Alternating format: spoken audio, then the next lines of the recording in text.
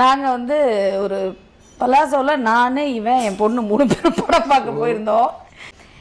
இவன் வந்து இந்த தனுஷ் சார் இவனை தேடிட்டு போவார்ல, இவன் போய் இந்த முயல் சுட்டுமா சனியும் பிடிச்சது ஒரு இடமா உட்காருதா பாரு. என் பக்கத்துல உட்காந்துக்க, இவன் பக்கத்துலதான் உட்கார்ந்து இருக்காங்க, இவன்னு தெரியல சனியா பிடிச்சதுன்னு சொல்லிட்டு ஒரு வார்த்தை வேற சொன்னாரு. அதை இப்ப நம்ம சொல்ல முடியாது.